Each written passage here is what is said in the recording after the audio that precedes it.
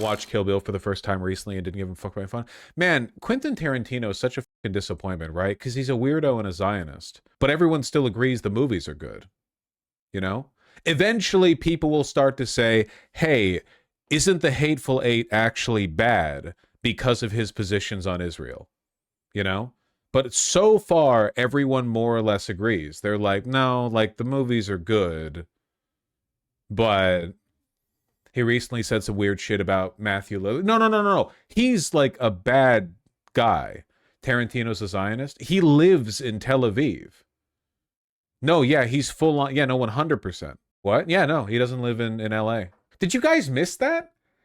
That like fade cut at the end of Inglorious Bastards, where it says like in the bold font, it says, "But it's okay if Israel did that, though." You guys missed that? I missed that, lol. You got to rewatch it. Yeah, it was a post-credit scene.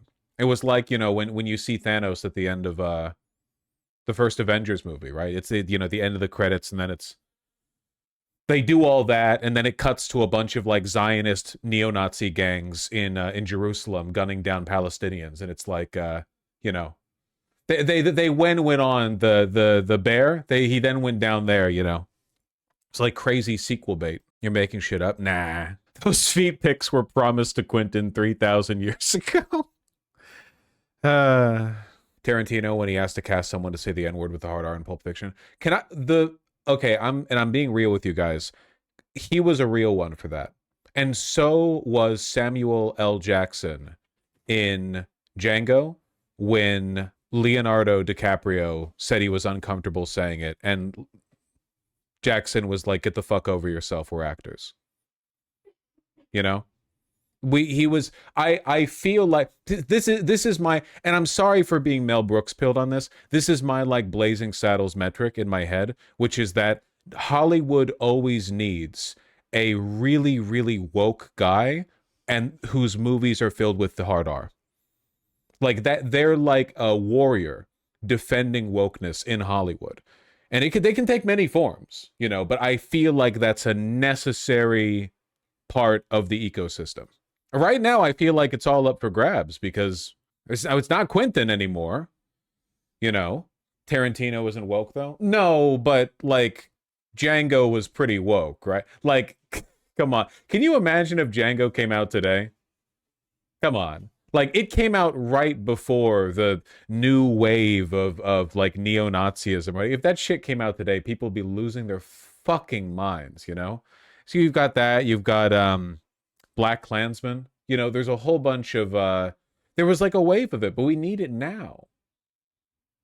All those films came out too early. 12 Days a Slave. Well, the tone is like, okay, the tone of 12 Days a Slave, 12 days, 12 years? Wait, what are we talking about here? 12 Years a Slave, slightly different than Django, if I recall. 12 Days sounds yeah, 12 Days a Slave. That doesn't sound so bad. I don't know. Maybe they are making a too big of a fuss over it.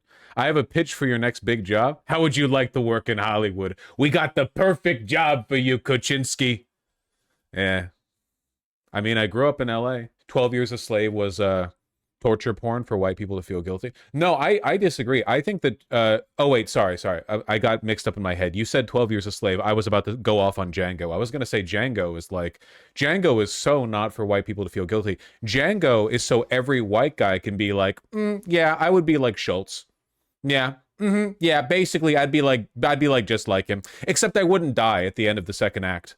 I would be like, you know, around for the end. And then at the end of it, I would like live after the big revenge scene, and Django would say I could say it. And I wouldn't say it, but Django would say I could say it because I'm such a brother, because I've been such a good friend to him. That was the point of the movie. Schultz should have been racist too. It would have been a better movie, you know? It would have been a better movie if he wasn't like that much of a white savior. Like he still could have been a good guy, you know, relative to the time. I'm not saying they should have made a villain of him. I'm saying like, you know what would have made it a more interesting movie? Because Schultz is a, you know, very educated man. What if he took the like common abolitionist position from the time, which is that he's still racist, but he thinks slavery is abhorrent, you know? But he thinks of slavery as abhorrent the same way that like people think about animal abuse being bad now. Like it's not, you know, So when he makes those arguments, it's yeah, like Lincoln basically. When he makes those arguments, he's still, like distasteful to Django. It causes arguments, but there's still kind of like a shared tension. I don't know. I don't know. I feel like they could have explored more because there's not much like I don't know, moral debate in Django. The good guy and the bad guy. That line is pretty well. This is very distinguished. You get me. You get me. I mean, Schultz did only pay him 33% of a bounty. Okay, okay, okay. It's kind of historical, though. A lot of German immigrants who came to the U.S. became big-time abolitionists. No, look, I get that, but they were still probably fucking racist, right?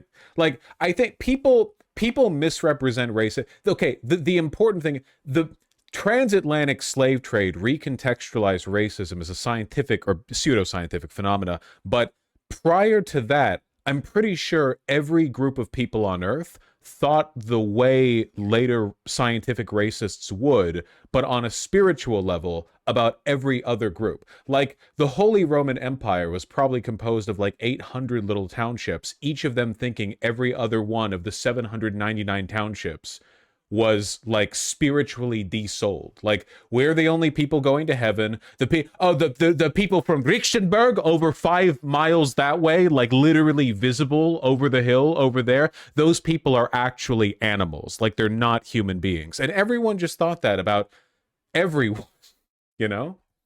Yeah, you mean Helltown? Yeah. Italians are still like that. Italians are still like that. The entire Balkan region, you know? They're still like that to this day. All nationalism did is expand the boundaries of the township a little bit. Now people, now it's like okay, it's not people 5 miles down the road, it's people 50 miles down the road. Literally, Northern Italians think Southern Italians are all Arabs. Yeah, but they're correct. But the thing that people don't realize is that all Mediterraneans are Arab. So Northern Italians are also Arab. My like pan-racial take is that all of the Mediterranean people, they're all Arab, and also they're all Mexican. Because if you think about it, Mexico is kind of like Italy and Greece and stuff like that.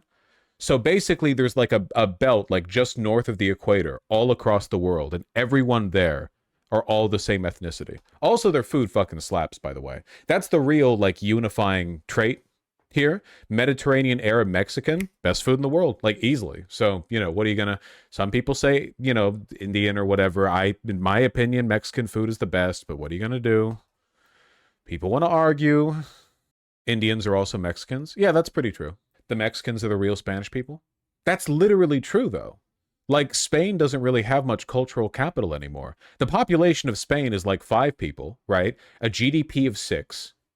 When people think Spanish, the language, or Spanish culture, for the most part, I know I'm American, so I'm biased, but like Mexico is much more culturally influential. All of Latin America, it's literally all of Latin America, except for Brazil, and Brazil mogs Portugal. Like, who the fuck talks about Portugal? It's fucking Brazil. That's like a capital C country over there, It's crazy. They got mogged by their colonies. I guess the same thing happened with Britain, right? Nowadays when you're choosing English on like the website language dropdown, you've got English American flag first, and then English the UK flag second. The same thing happened. The New World ended up like subsuming all of the only place this didn't really happen with, I think, is France. Because France and the Louisiana Purchase, they gave their shit up. But if Napoleon hadn't sold half of the United States over to us, I have a feeling that like, new Francia or whatever would end up like mogging all of France, and people would be like, "Oh, you speak French? You must be from Louisiana." What do you mean Canadian mog France? No. Canada only is France in one place, okay? That's not enough. When people think French, they think France. They don't think Quebec. But I'm telling you, if it wasn't for the Louisiana Purchase,